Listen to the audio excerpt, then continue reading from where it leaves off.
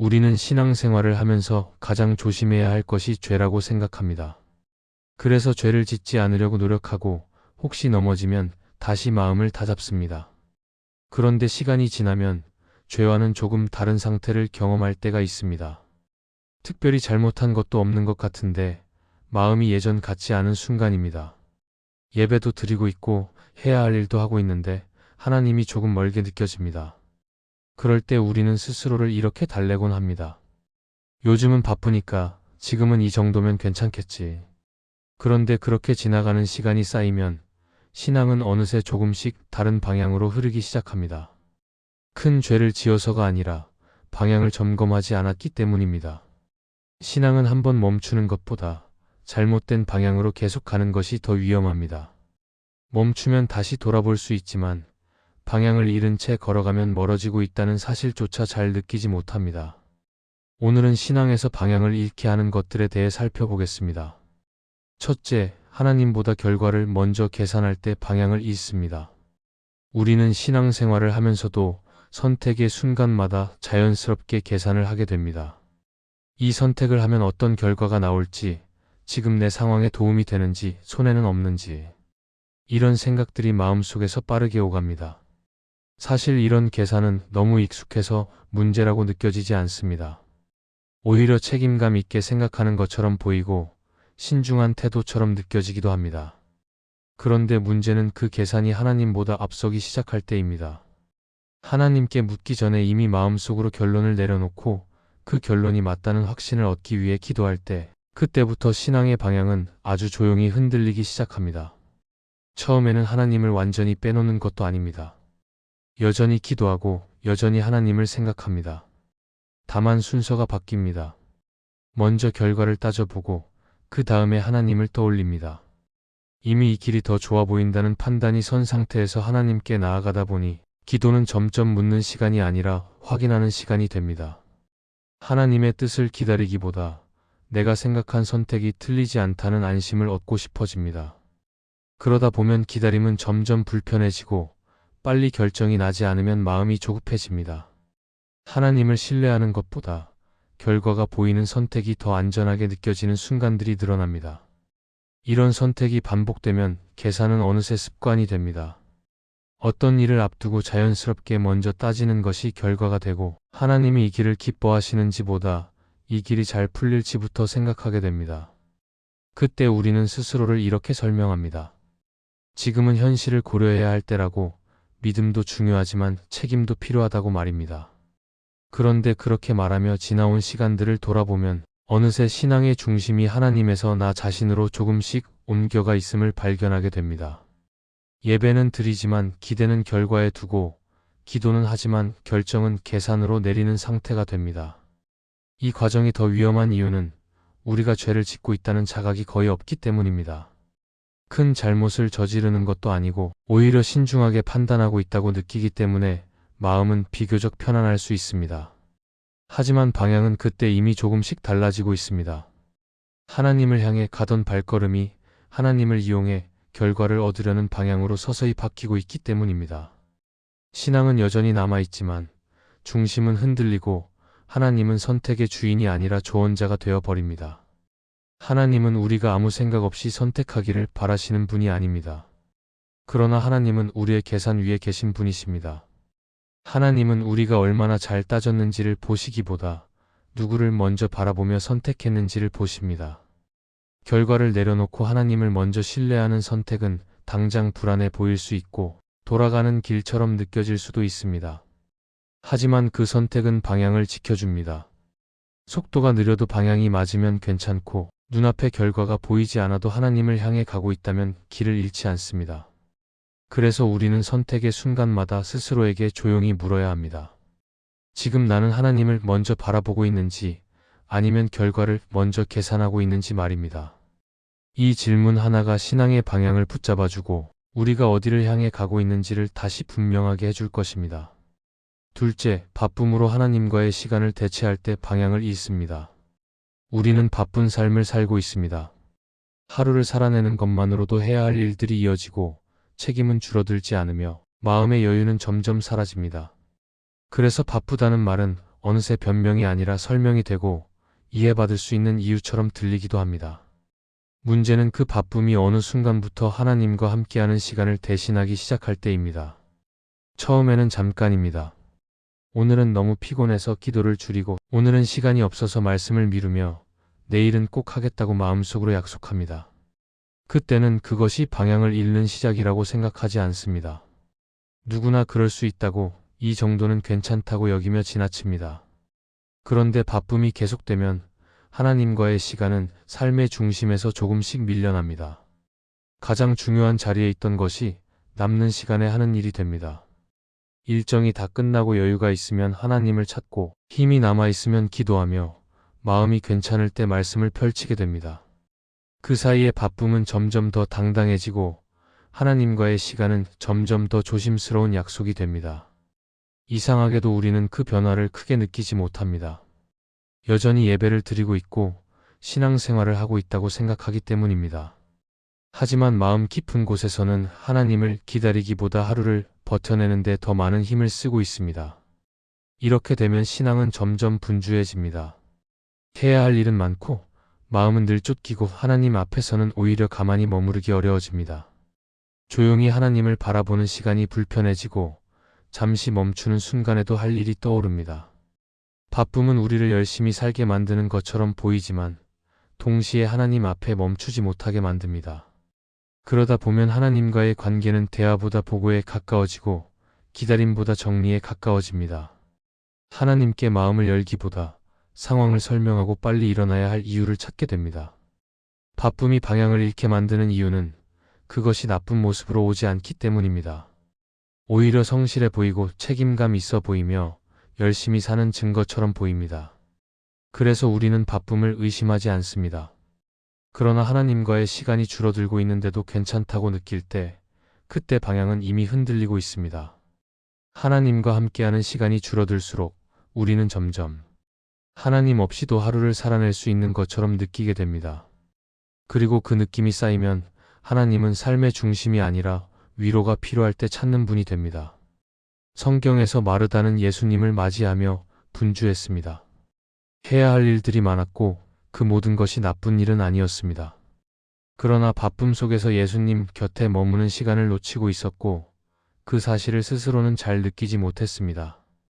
예수님은 마르다의 수고를 꾸짖으신 것이 아니라 바쁨 때문에 더 중요한 것을 놓치고 있음을 말씀하셨습니다.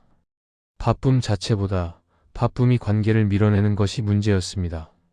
하나님과의 시간은 나중에 채워도 되는 여유가 아니라 삶의 방향을 붙잡아주는 중심이기 때문입니다. 우리는 종종 바쁨이 지나가면 다시 하나님께 집중하겠다고 말합니다. 하지만 바쁨은 스스로 지나가지 않습니다. 바쁨 속에서도 하나님을 선택하지 않으면 우리는 늘 같은 자리에 머무르게 됩니다. 하나님과의 시간을 의도적으로 붙잡지 않으면 바쁨은 언제나 그 자리를 차지합니다. 그래서 방향을 잃지 않기 위해 필요한 것은 더 많은 시간을 만드는 것이 아니라 먼저 하나님께 시간을 내어드리는 선택입니다. 짧아도 괜찮고 완벽하지 않아도 괜찮습니다. 중요한 것은 하나님과 함께하는 시간을 다른 것으로 대체하지 않는 마음입니다. 하나님은 우리가 바쁘지 않기를 바라시는 분이 아닙니다. 그러나 하나님은 우리가 바쁨 속에서도 그분을 놓치지 않기를 바라십니다. 하나님과의 시간이 다시 중심으로 돌아올 때 삶은 여전히 바쁠 수 있지만 방향은 흔들리지 않습니다. 바쁨 속에서도 하나님을 먼저 찾는 선택, 그 선택이 신앙의 방향을 다시 하나님께로 돌려놓을 것입니다. 셋째, 은혜보다 성과로 자신을 증명하려 할 때 방향을 잃습니다. 우리는 신앙생활을 하다 보면 어느 순간부터 마음속에 조용한 질문이 생깁니다. 나는 지금 잘 가고 있는 걸까? 하나님 보시기에 괜찮은 사람일까? 이 정도면 믿음이 있다고 말해도 되는 걸까 하는 생각입니다.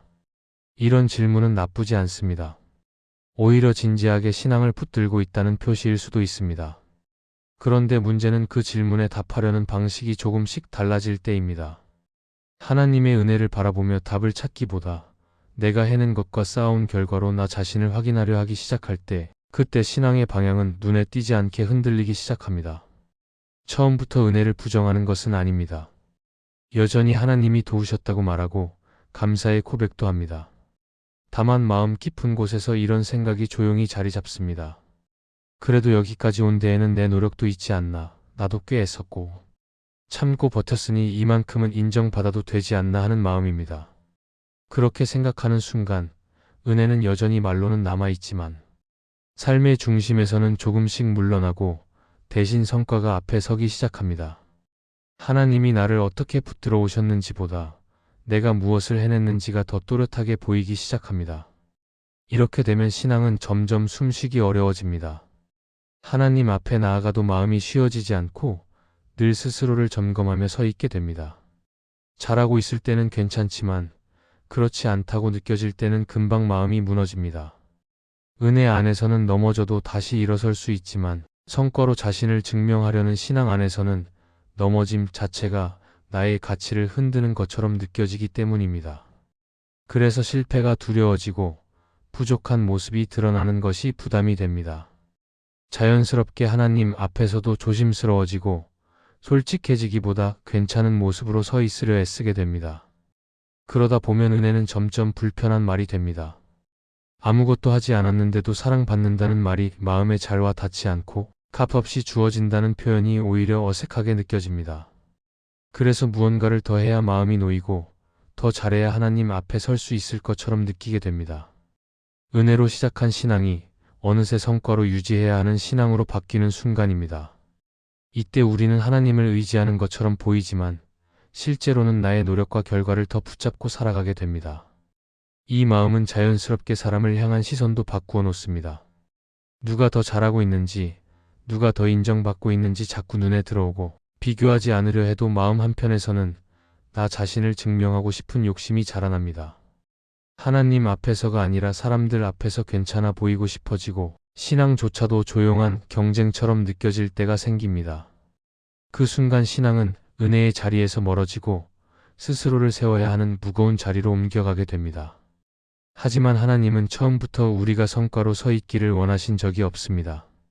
하나님은 우리가 잘해서 사랑하시는 분이 아니라 먼저 사랑하시고 붙들어 주시는 분입니다. 은혜는 출발선이었고 지금도 여전히 우리의 삶을 떠받치고 있는 자리입니다. 우리가 무엇을 증명하지 않아도 하나님은 우리를 아시고 우리가 부족해 보여도 하나님은 우리를 놓지 않으십니다. 그래서 신앙의 방향은 언제나 여기에서 갈립니다. 내가 무엇을 이루었느냐가 아니라 내가 누구의 은혜 안에 서 있느냐입니다. 성과로 나를 세우려 할 때 신앙은 점점 무거워지지만 다시 은혜에 머무를 때 마음은 숨을 쉽니다. 하나님 앞에서 애써 나를 증명하려는 마음을 내려놓고 다시 은혜에 기대어 설 때 우리는 비로소 올바른 방향으로 걷고 있음을 느끼게 될 것입니다. 넷째, 하나님 앞보다 사람 앞에서 더 조심할 때 방향을 잃습니다. 우리는 신앙생활을 하면서도 늘 누군가의 시선 안에서 살아갑니다. 말과 행동을 조심하고 관계를 생각하며 괜히 오해받지 않으려고 마음을 씁니다. 이런 태도 자체가 잘못은 아닙니다. 오히려 지혜롭고 배려 깊은 모습처럼 보이기도 합니다.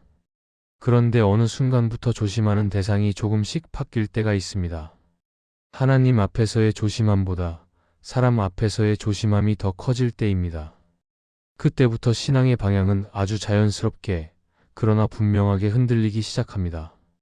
처음에는 아주 작은 차이처럼 느껴집니다. 하나님을 전혀 의식하지 않는 것도 아니고 믿음을 버리는 것도 아닙니다. 다만 말 한마디를 할 때, 선택 하나를 할 때 이게 하나님 보시기에 어떨까 보다는 사람들이 어떻게 볼까를 먼저 떠올리게 됩니다. 괜히 튀지 말자, 괜히 불편하게 하지 말자, 이 정도면 괜찮겠지 하며 스스로를 다독입니다. 그렇게 지나가는 선택들이 쌓이면 어느새 우리는 하나님 앞에서보다 사람 앞에서 더 조심하는 사람이 되어 있습니다. 이렇게 되면 신앙은 점점 조용해집니다. 하나님을 향한 고백은 마음속에만 남고 드러나는 자리에서는 안전한 말만 하게 됩니다. 믿음의 선택이 필요한 순간에도 괜히 눈에 띄지 않는 쪽을 고르고 하나님을 신뢰하는 선택보다 관계를 지키는 선택을 먼저 하게 됩니다. 그러다 보면 하나님께 순종하는 일은 점점 부담이 되고 사람들에게 좋은 사람으로 보이는 일이 더 중요해집니다. 하나님을 사랑하지 않아서가 아니라 사람들의 반응이 더 가까이 느껴지기 때문입니다. 문제는 이 상태가 오래될수록 하나님 앞에서의 솔직함이 사라진다는 점입니다. 사람 앞에서는 늘 조심하며 살다 보니 하나님 앞에서도 있는 그대로 서기가 어려워집니다. 기도할 때조차 마음을 숨기고 연약함을 드러내기보다 괜찮은 모습으로 서 있으려 합니다. 하나님께 솔직히 아뢰기보다 스스로 정리된 마음만 가져가려 했습니다. 그렇게 되면 하나님과의 관계는 점점 깊어지기보다 단정해 보이는 틀 안에 머무르게 됩니다. 성경을 보면 예수님 곁에 있던 많은 사람들이 이 지점에서 갈라졌습니다. 사람들의 시선을 이기지 못해 예수님을 멀리서 따르거나 마음으로는 믿으면서도 겉으로는 드러내지 못한 사람들이 있었습니다. 그들은 예수님을 모르는 사람들이 아니었고 믿음이 전혀 없는 사람들도 아니었습니다. 다만 하나님 앞에서의 진실함보다 사람 앞에서의 안전함을 더 붙잡고 있었을 뿐입니다. 그 선택이 그들의 방향을 조금씩 바꾸어 놓았습니다. 팀 켈러는 그의 책 기도에서 이렇게 말합니다. 진정한 신앙은 하나님을 이용해 자신을 세우는 것이 아니라 하나님 앞에서 자신을 내려놓는 데서 시작됩니다. 이 말은 우리의 시선을 다시 점검하게 만듭니다. 하나님을 바라보고 있다고 말하면서도 실제로는 사람들의 평가와 반응에 더 민감해져 있지는 않은지, 하나님 앞에서의 진실함보다 사람 앞에서의 안정감을 더 소중히 여기고 있지는 않은지 돌아보게 합니다. 하나님은 우리가 사람을 무시하며 살기를 원하시는 분이 아닙니다. 그러나 하나님은 우리가 사람보다 하나님을 더 두려워하며 살기를 바라십니다. 하나님 앞에서의 정직함이 먼저 세워질 때 사람 앞에서의 관계도 바르게 서게 됩니다. 반대로 사람의 시선이 기준이 되면 하나님은 점점 멀어지고 신앙은 점점 조심스러운 영역이 됩니다. 그래서 방향을 잃지 않기 위해 우리는 다시 질문해야 합니다. 지금 이 선택을 할 때, 이 말을 할 때, 이 자리에 설 때 나는 하나님 앞에서 서 있는지 아니면 사람 앞에서 서 있는지 말입니다. 사람의 시선에서 한 걸음 물러나 하나님 앞에 다시 서는 순간 신앙의 방향은 다시 바로 잡히기 시작합니다. 하나님 앞에서의 조심함을 회복할 때 우리는 다시 하나님을 향해 걷는 삶으로 돌아가게 될 것입니다. 이 말씀이 마음의 은혜가 되셨다면 좋아요와 구독으로 함께 해주세요. 그리고 댓글에 아멘이라고 남겨주시면 하나님의 은혜가 더 많은 사람들에게 전해질 것입니다. 여러분의 삶 위에 하나님의 은혜가 언제나 함께 하시기를 바랍니다.